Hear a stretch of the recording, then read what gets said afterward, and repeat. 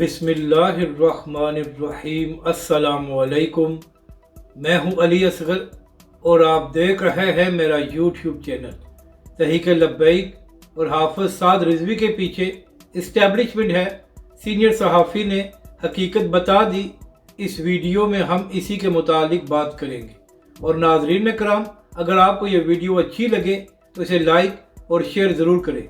नाज़रीन कराम, जब नून लीग की हुकूमत में तहरीक लब्बैक पाकिस्तान ने 2017 में धरना दिया तो तहरीक लब्बैक पाकिस्तान पर यह इल्ज़ाम लगाया गया कि तहरीक लब्बैक पाकिस्तान को नून लीग के ख़िलाफ़ लॉन्च किया गया है।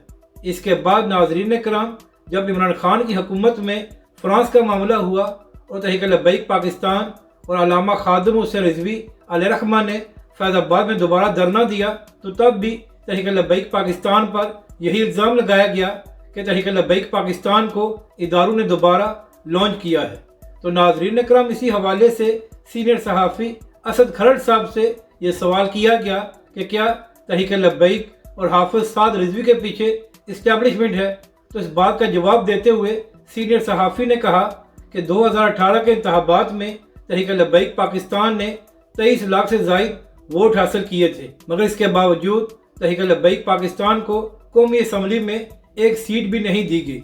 इसके बाद सीनियर सहाफ़ी ने कहा कि तहरीक लब्बैक पाकिस्तान ने पंजाब में 19 लाख से ज़ायद वोट हासिल किए थे और पंजाब में भी तहरीक लब्बैक पाकिस्तान को एक सीट नहीं दी गई।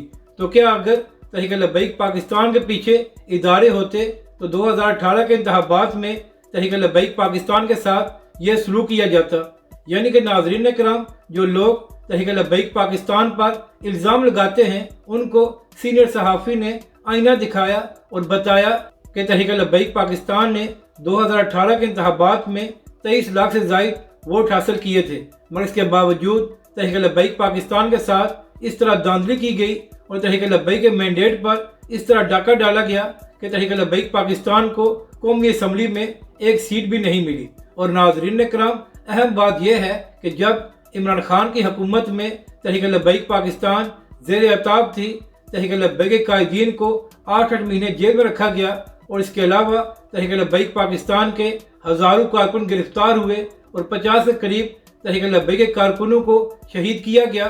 तो क्या अगर उस वक्त तहरीक लब्बैक के पीछे इदारे होते तो क्या तहरीक लब्बैक पाकिस्तान और उसके कायदीन के साथ ये सलूक किया जाता। नाज़रीन कराम, सब जानते हैं कि 2018 में कौन लाडला था और अब 2024 में कौन लाडला है और किसका साथ दिया जा रहा है।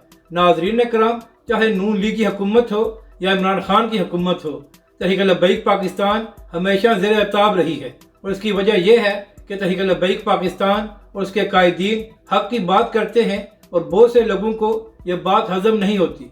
नाज़रीन कराम, अभी चंद दिन पहले तहरीक लब्बैक के सरबराह हाफिज साद हुसैन रिजवी ने एक इंटरव्यू दिया है। तो नाज़रीन कराम, वहाँ पर तहरीक लब्बैक के सरबराह से ये सवाल किया गया कि इस्टेब्लिशमेंट के सियासी किरदार के हवाले से आपका क्या मौक़िफ़ है। तो तहरीक लब्बैक के सरबराह ने कहा कि हमारा साफ मौक़िफ़ है कि इस्टेब्लिशमेंट का कोई सियासी किरदार नहीं है और तहरीक लब्बैक पाकिस्तान इसकी हमायत नहीं करती। तो नाज़रीन कराम, अगर तहरीक लब्बैक और हाफिज साद रिजवी के पीछे इदारे होते तो क्या तहरीक लब्बैक के सरबराह ये दो टोक मौक़िफ़ देते कि तहरीक लब्बैक पाकिस्तान इस्टेब्लिशमेंट के सियासी किरदार के ख़िलाफ़ है। तो नाज़रीन कराम, जो लोग तहरीक लब्बैक पाकिस्तान पर इल्ज़ाम लगाते हैं वो ख़ुद इदारों की बैसाखियों पर सियासत करते हैं और जब बैसाखियाँ छीन जाती हैं तो फिर उनका रोना धोना शुरू हो जाता है। तहरीक लब्बैक पाकिस्तान सिर्फ असूली और अवामी सियासत करती है और यही वजह है कि अब पाकिस्तान की अवाम तहरीक लब्बैक पाकिस्तान और हाफिज साद रिजवी का साथ दे रही है और बहुत से लोगों को ये बात हजम नहीं होती।